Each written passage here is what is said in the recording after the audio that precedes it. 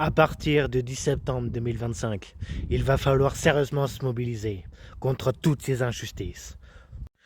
L'ingérence écocidaire provoquant des incendies dans la nature et provoquant des météos terribles en France, engendrée par ce gouvernement, non merci. La hausse de la vie chère et la hausse des prix, des taxes, des factures et des impôts, non merci. Les lois, décrets, réformes et mesures liberticides, antisociales, inégales, inacceptables et discriminatoires, engendrées par ce gouvernement avec la complicité de l'extrême droite, non merci.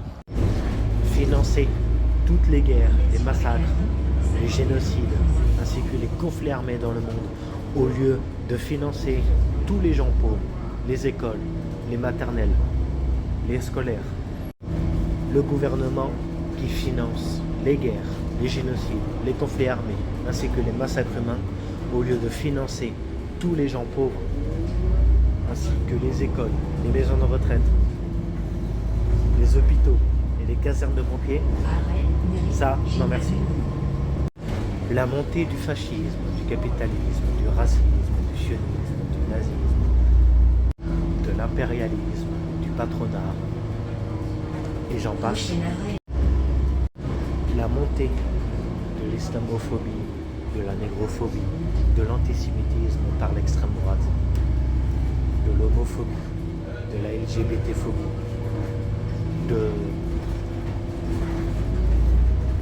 Bref, j'en passe. Non, merci. Sur ce, le 10 septembre, c'est pas chez vous qu'il faut rester.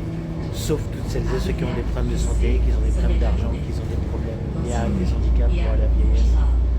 Là, par contre, vous pouvez rester chez vous et vous contenter de partager, de commenter, de faire tourner des appels, etc. Mais sinon, la vraie résistance, la vraie révolte, la vraie révolution, la vraie désobéissance civile, c'est sur le terrain que ça se passe. Que ce soit en manifestation, en rassemblement, en AG, que ce soit en blocage, en occupation, dans les actions coup de poing ou de visibilité, ainsi que les opérations péage gratuit. Bref, je suis bien d'accord. Pour autant, pour ne pas consommer, pour ne pas amener vos enfants à l'école, pour boycotter les banques, mais aussi pour ne pas aller travailler. D'ailleurs, pour ne pas travailler, il faut soit vous mettre en arrêt maladie, soit vous mettre en congé, de préférence avec solde, comme ça vous êtes sûr d'être rémunéré pendant ces jours de mobilisation. Mais il est hors de question de rester chez soi à attendre à rien faire, à se critiquer les uns les autres, à dire quoi faire ou ne pas faire. Bref, voilà. Sur ce, je vous dis salut les gens, à très vite sur le terrain. Ciao.